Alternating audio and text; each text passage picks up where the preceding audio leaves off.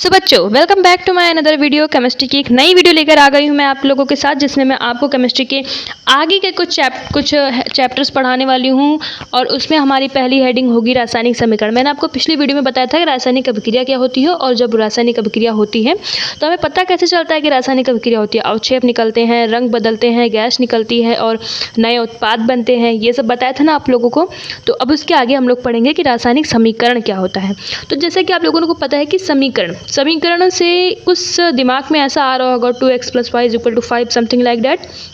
जी हाँ, बिल्कुल वैसा ही होता है समीकरण। बस रासायनिक समीकरण क्या होता है, सबसे पहले तो हम लोग इसको समझेंगे। रासायनिक अभिक्रिया क्या होती है? जब दो या दो से अधिक पदार्थ आपस में मिलकर एक नया पदार्थ बनाते हैं तो वो होती है रासायनिक अभिक्रिया। तो इसी रासायनिक अभिक्रिया में जो हमारे पदार्थ मिल रहे हैं उसको बोल रहे हैं अभिकारक। ठीक, जो पदार्थ हम लोगों ने यूज़ किया कि हम लोग ये पदार्थ लेंगे और ये पदार्थ लेंगे और इन दोनों पदार्थ को मिला करके ये पदार्थ बनाएंगे। तो जो दो पदार्थ ले लिया है यूज़ करने के लिए वो है हमारा अभिकारक। या सरल भाषा में बोले तो जो पदार्थ अभिक्रिया करते हैं वो होते हैं अभिकारक। उत्पाद क्या होते हैं? इन्हीं अभिकारकों की अभिक्रिया के बाद जो पदार्थ नया बनता है उसी को बोलते हैं उत्पाद। ठीक, लेकिन अब हमारी अभिक्रिया हो गई है तो हमें इसे लिखना भी पड़ेगा। तो इसी को हम शॉर्ट फॉर्म में लिखते हैं, तो वही होते हैं हमारे रासायनिक समीकरण। अब देखो जैसा कि आपके इसमें एग्जाम्पल में दिया हुआ है, कार्बन + ऑक्सीजन = कार्बन डाइऑक्साइड। तो इसमें जो कार्बन है, देखिए हम लोगों ने क्या लिखा है हिंदी में, कार्बन, नीचे क्या लिखा है, ऑक्सीजन, फिर क्या लिखा है, कार्बन डाइऑक्साइड। कार्बन, ऑक्सीजन और कार्बन डाइऑक्साइड लिखने में हमारा समय और हमारी स्पेस ज़्यादा लेता है ना, तो हम लोगों ने लिख दिया C + O2 = CO2।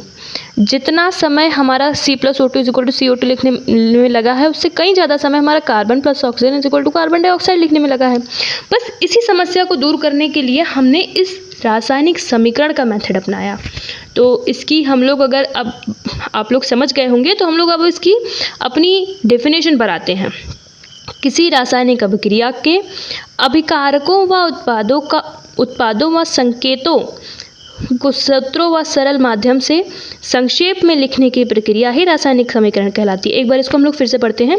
किसी रासायनिक अभिक्रिया के अभिकारकों व उत्पादों को, यहाँ पर को होना चाहिए, ओके, उत्पादों को संकेत व सूत्रों के माध्यम से संक्षेप में लिखने की प्रक्रिया ही रासायनिक समीकरण कहलाती है।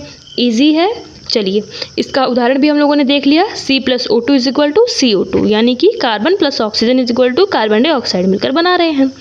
तो अब हमारा दिमाग में आना चाहिए कि सबसे पहले इसका प्रयोग किया किसने। तो इसका प्रयोग सबसे पहले सन 1615 ईस्वी में जीन बैग्यून नामक वैज्ञानिक ने किया था। किसने किया था? 1615 ईस्वी में जीन बैग्यून नामक वैज्ञानिक ने किया था। ठीक है, तो क्या रासायनिक अभिक्रिया बस एक ही तरह की होती है, या रासायनिक अभिक्रिया दो पदार्थों को मिला दिया तो हो गई? नहीं, रासायनिक अभिक्रिया दो पदार्थों के मिलने से बनती है। रासायनिक अभिक्रिया एक पदार्थ से दो पदार्थ भी बनते हैं। मतलब आप लोग आगे पढ़ोगे तो आप लोगों को लगेगा कि कितनी इंटरेस्टिंग है ये केमिस्ट्री। तो उसमें हमारा पहला प्रकार है योगात्मक अभिक्रिया। जैसे कि नाम से ही पता चल रहा है, योगात्मक, मिलना, संयोजक, इसको अदर नाम से भी जानते हैं। योगात्मक अभिक्रिया वे अभिक्रिया जिसमें दो या दो से अधिक पदार्थ आपस में मिलकर एक नया पदार्थ बनाते हैं, योगात्मक अभिक्रिया कहलाता है। मतलब इसमें दो पदार्थ होंगे और दोनों जुड़ करके एक पदार्थ बनाएंगे। जैसे कि C + O2 + CO2, ये गिब्स का साइन है।